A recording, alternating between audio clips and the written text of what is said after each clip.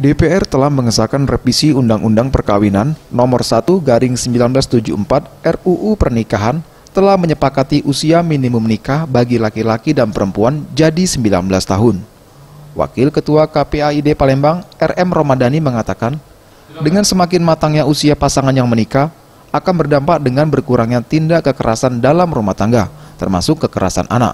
Karena usia 19 tahun telah masuk kategori dewasa yang sebelum direvisi untuk wanita minimal berusia 16 tahun. Kami menganalisa melihat adanya perubahan undang-undang perkawinan dari tahun 1974 ada korelasi dengan undang-undang perkawinan yang baru ini nomor 16 tahun 2019 itu ada perubahan di batasan usia. Kalau dulu di Undang-Undang Perkawinan Nomor 1 Tahun 1974 itu batasan usia perempuan 16 dan laki-laki 19 tahun.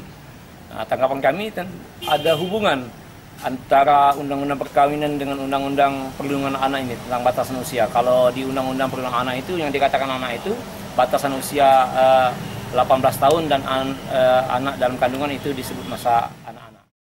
Pasangan yang mau menikah tapi belum memenuhi syarat umur minimal harus mendapatkan dispensasi dari pengadilan setempat.